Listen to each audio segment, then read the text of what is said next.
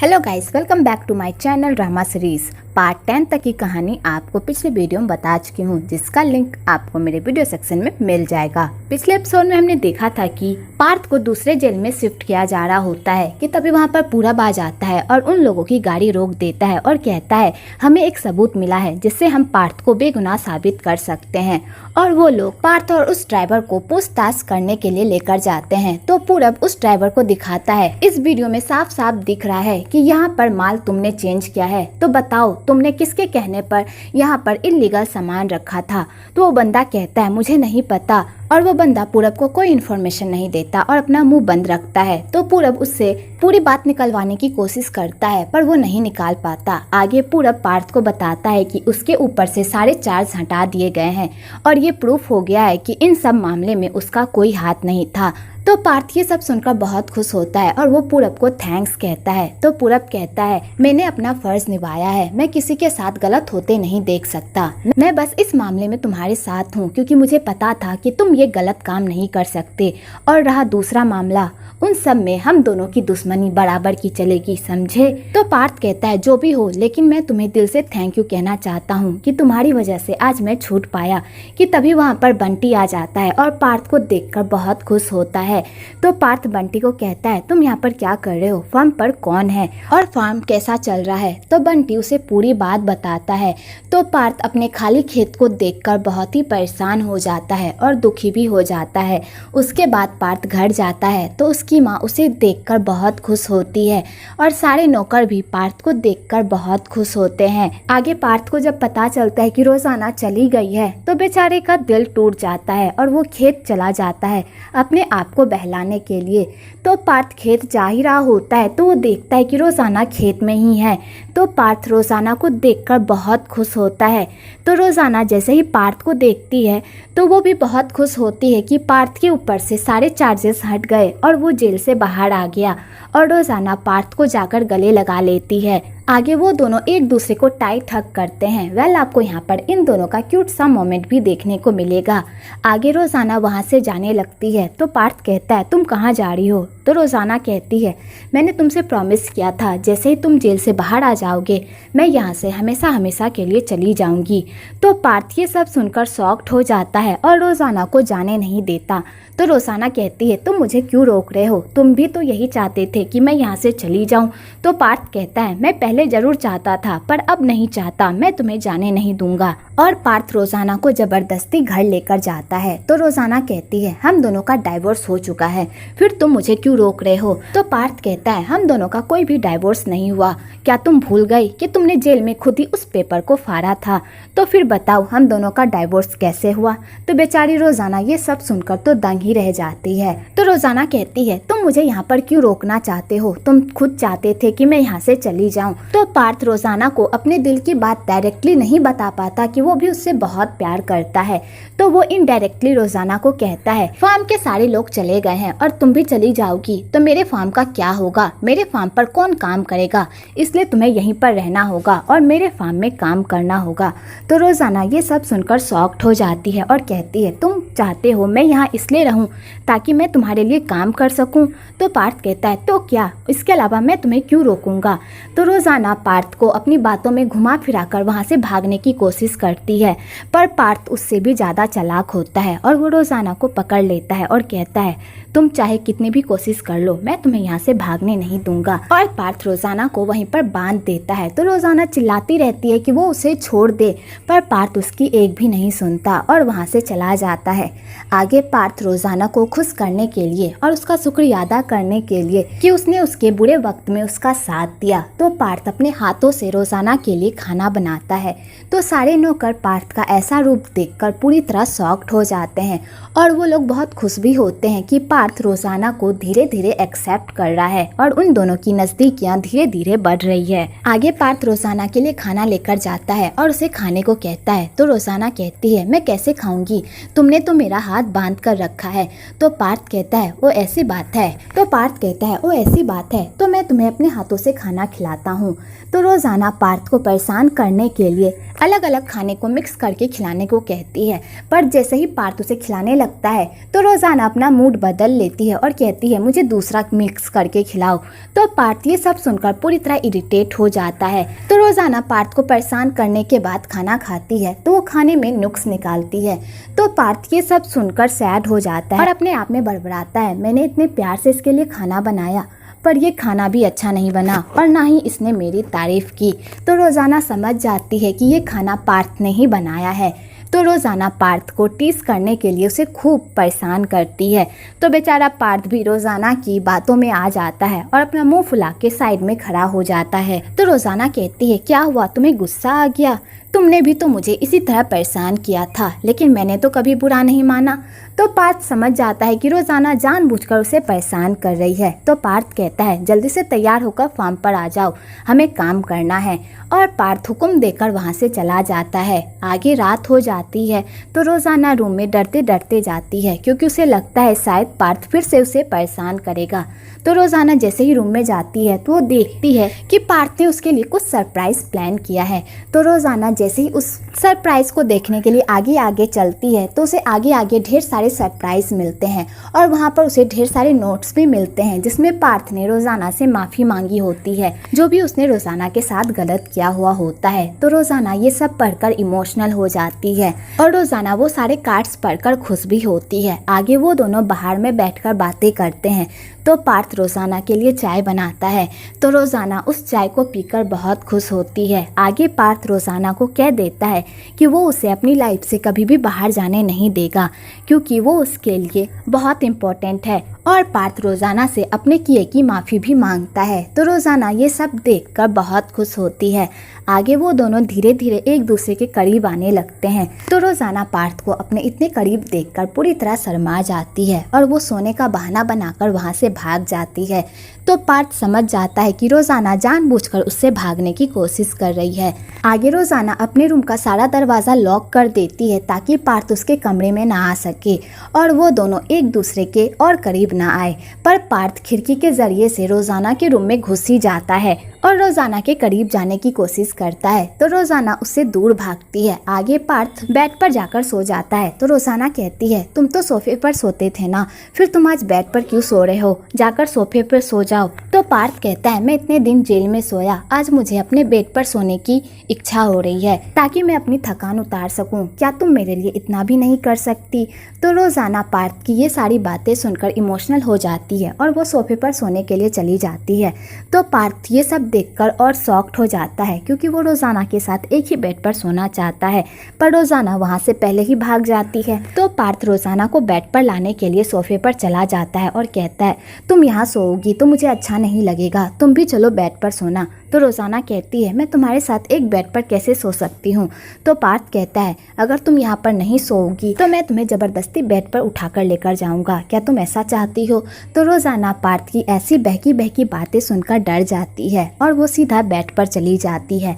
आगे वो दोनों एक ही बेड पर सोते हैं। तो पार्थ रोज़ाना के करीब जाने की कोशिश करता है और रोज़ाना उससे दूर भागने की कोशिश करती है। दोनों एक दूसरे के करीब आकर बहुत खुश होते हैं पर उन दोनों में बहुत सारी हिचकिचाहट भी होती है। आगे पार्थ सो जाता है तो रोज़ाना उस साइड से उठकर उस साइड चली जाती है और पार्थ को देखकर कहती है तुम जब शांत रहते हो तो कितने प्यारे लगते हो, वही जब तुम्हें गुस्सा आता है तो भेड़ियों की तरह काटने को दौड़ते हो। और रोज़ाना ये कहकर स्माइल करती है और वो सो जाती है। तो पार्थ रोज़ाना की ये सारी बातें सुन लेता है क्योंकि वो सोया हुआ नहीं होता। अगली सुबह पार्थ रोज़ाना के सपने देख रहा होता है कि तभी वहाँ पर रोज़ाना आ जाती है और पार्थ से पूछती है कि वो किसके सपने देख रहा है। तो पार्थ कुछ भी नहीं बताता। आगे रोज़ाना वहाँ से जाने लगती है तो पार्थ उसे पीछे से पकड़ लेता है। तो रोज़ाना कहती है मैंने तुम्हारे कपड़े तैयार कर दिए हैं, तुम जल्दी से तैयार होकर लंच पर आ जाओ। तो पार्थ कहता है मैंने तुम्हें कितनी बार मना किया है कि ये सब काम मत क्या करो, फिर भी तुम ये सब काम क्यों कर रही हो?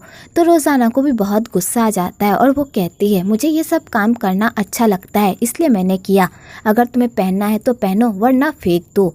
और रोज़ाना गुस्से से वहाँ से चली जाती है। आगे रोज़ाना लंच लगा रही होती है कि तभी वहाँ पर पार्थ आता है वही कपड़े पहनकर। तो रोज़ाना ये सब देखकर बहुत खुश होती है। आगे पार्थ रोज़ाना को अपने साथ कहीं जाने को कहता है। तो रोज़ाना कहती है तुम मुझे कहाँ लेकर जा रहे हो? तो पार्थ कहता है चलो तो सही। और पार्थ रोजाना को लेकर खेत में जाता है। तो पार्थ जैसे ही खेत को देखता है तो उसके खेत में एक भी मजदूर नहीं होते।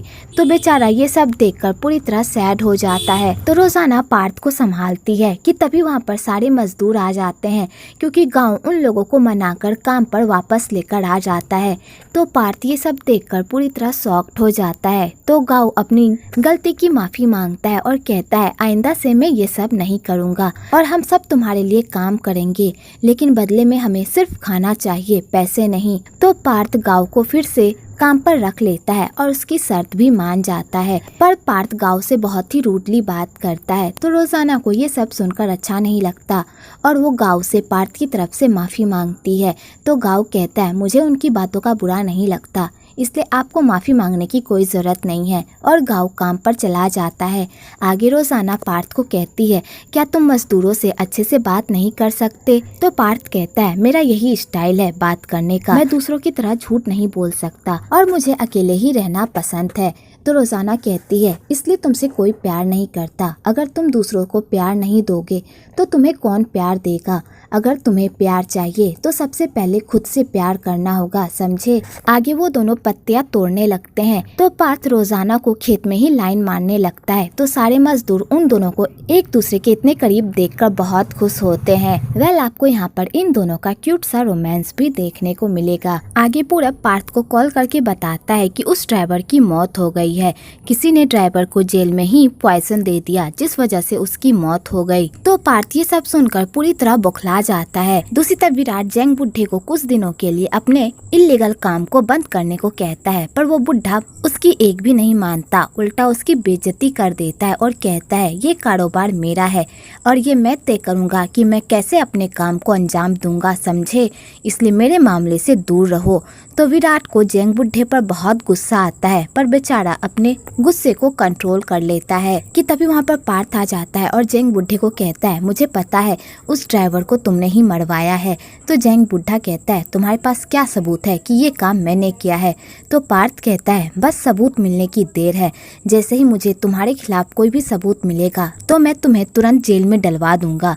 तो जैंग बुड्ढे को भी पार्थ की ऐसी बकवास सुनकर गुस्सा आ जाता है और वो कहता है तुम्हें जो उखाड़ना है जाकर उखाड़ के दिखाओ, मैं भी यही हूँ और तुम भी यही हो, मैं तुम्हें बर्बाद करके रहूंगा। अगर तुमने मेरे काम में टांग अड़ाने की कोशिश की तो मैं तुम्हें नहीं छोड़ूंगा। तो पार्थ कहता है मैं तो तुम्हारे काम में टांग अड़ाऊंगा ही और मैं तुम्हें सलाखों के पीछे तक ले जाऊंगा और तुम्हारे सारे गुनाह तुम्हारे ही मुंह से कबूल करवाऊंगा, समझे? तो जैंग बुड्ढे को पार्थ पर बहुत ही गुस्सा आ जाता है और वो पार्थ बंदूक तान देता है और उसे मारने ही वाला होता है कि तभी वहाँ पर सानिया बीच में आ जाती है और वो पार्थ को बचा लेती है। तो सानिया पार्थ को वहाँ से जाने को कहती है। तो पार्थ जाने से मना कर देता है, पर सानिया जबरदस्ती उसे वहाँ से लेकर चली जाती है। आगे सानिया पार्थ से अपने पापा की तरफ से माफ़ी मांगती है। तो पार्थ कहता है मैं तुम्हारे पापा को नहीं छोड़ूंगा, तुम्हारे पापा ने बहुत ही मासूमों की जान ली है, उन्हें सजा मिलकर रहेगी। तो सानिया कहती है तुम्हें जो करना है करना, तुम अब मेरे पापा की बात छोड़ो, अब हमारी बात करो। मैं तुमसे बहुत प्यार करती हूँ और तुम्हारे साथ रहना चाहती हूँ, पर वो रोजाना की बच्ची तुम्हारी लाइफ से बाहर निकलने का नाम ही नहीं ले रही। तुम कोई ना कोई रास्ता निकालो उसे बाहर निकालने का। तो पार्थ कहता है रोजाना मेरी वाइफ है, इसलिए आइंदा से उसके बारे में कुछ भी ऐसा मत कहना जिससे मुझे तुम पर गुस्सा आ जाए, इसलिए आज से उससे रिस्पेक्ट से बात करना, समझी? और हम दोनों के बीच कोई भी रिश्ता नहीं है, जो भी रिश्ता था वो आज खत्म होता है। और पार्थ सानिया से अपने सारे रिश्ते नाते तोड़कर वहाँ से चला जाता है।